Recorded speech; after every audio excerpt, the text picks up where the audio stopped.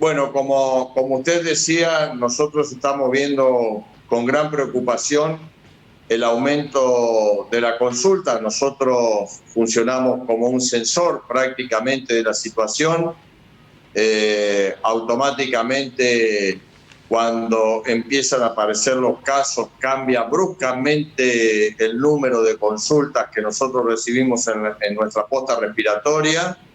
Y luego, consecuentemente, con el aumento del denominador de pacientes infectados, empiezan a aparecer en ese porcentaje de pacientes moderados a graves que requieren internación, empiezan secuencialmente a ocuparse las camas de nuestro piso de cuidados de pacientes COVID y posteriormente, por supuesto, también en proporción, las camas de terapia intensiva.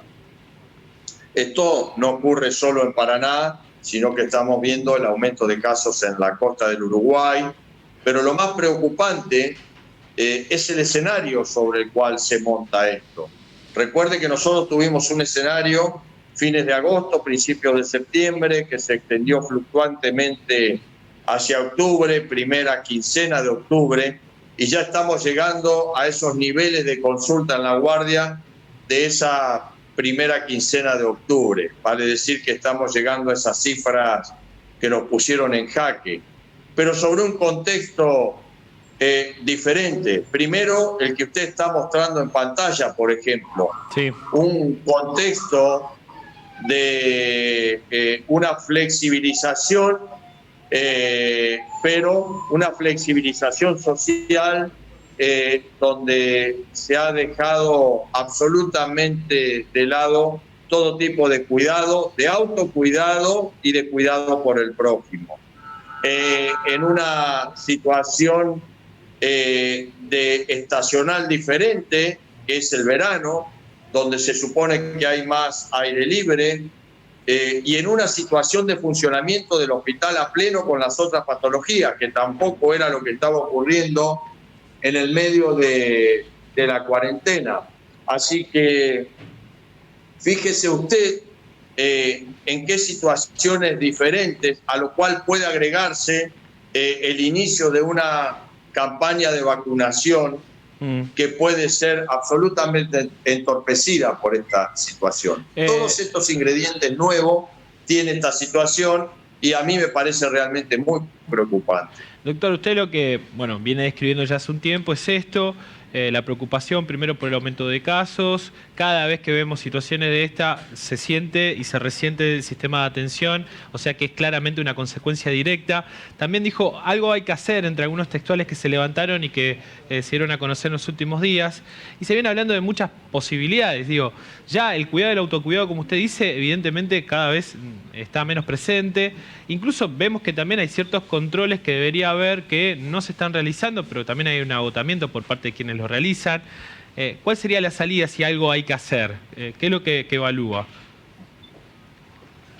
Bueno, nosotros sostenemos desde nuestra posición de expertos, sostenemos que lo mismo que hemos sostenido siempre.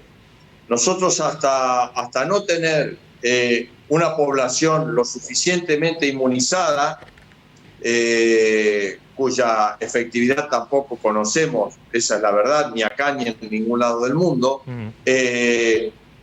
apelamos a lo que sabemos que ha reducido esto, y es reducir la circulación de los pacientes, de las personas que tienen mayor capacidad de contagio. Entonces, lo único que conocemos que ha funcionado es la restricción de la circulación del virus a través de la restricción de la circulación de las personas. Claro. No parece haber otra posibilidad, porque hace 9 meses que apelamos a la responsabilidad ciudadana individual, y usted puede asomarse a la calle y ver no solo en el ciudadano, sino a las mismas a los mismos actores sociales que tienen que hacer cumplir las normativas. Puede fijarse la tasa de cumplimiento que tienen de las medidas de protección al prójimo en primer lugar, porque recordemos que el tapaboca lo primero que hace es proteger al prójimo, no brinda una autoprotección suficiente si el que está enfrente nuestro no tiene puesto un tapabocas. La mayor protección es que el que está enfrente tenga un tapabocas. Entonces, primer concepto a recordar, el tapabocas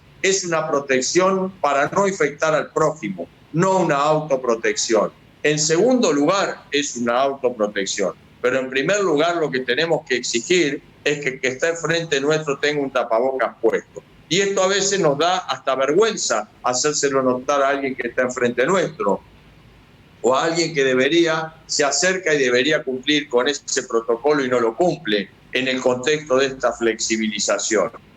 Eso se puede apreciar fácilmente. Entonces, nosotros, la verdad que no nos corresponde a nosotros dictar qué medidas, porque hay que valorar un montón de otras cosas, sobre qué circunstancia del país se monta esta situación y qué circunstancias de la provincia y de la ciudad. Pero de lo que estamos seguros es que la forma más efectiva que seguimos conociendo es la disminución de la circulación del grupo etario más contagiante. Y será responsabilidad de quienes diseñan esas estrategias y de quienes pueden valorar todas las situaciones para tomar una determinación, los que determinen qué estrategia resulta más apropiada y menos onerosa para la actividad económica de las localidades, ¿no? Bandar, ¿cómo está hoy actualmente el sistema de salud y principalmente cómo se está trabajando también al respecto en el Hospital San Martín? Bueno, el sistema de salud, como yo le dije, está atendiendo desde hace unos 4 días otra vez una frecuencia de más de 120 pacientes por día en la guardia, nuevamente con demora para la atención en la posta respiratoria para hacer los hisopados. Contamos con lo que antes no contábamos, con métodos rápidos para hacer diagnóstico. Estamos haciendo diagnóstico por test rápido positivo de aproximadamente unos 20 a 30 pacientes por día. Y a esto se suma el aumento de las internaciones por accidente, que en el contexto de esta flexibilización también aparecieron y que obviamente en época de cuarentena habían disminuido. Vale decir que la guardia hoy se ve concurrida por las patologías de siempre, más las patologías respiratorias, específicamente de COVID-19 y patologías por accidentología. Bien, lo último, doctor, es que usted ha hecho mención también a que de alguna manera nosotros vamos viendo una foto de lo que viene sucediendo en Europa. En el verano europeo pasó exactamente igual y luego se terminaron sufriendo las consecuencias del no respeto a estas medidas que tal vez en otra época del año sí hubo. Imagina que tal vez lo mismo nos puede llegar a ocurrir.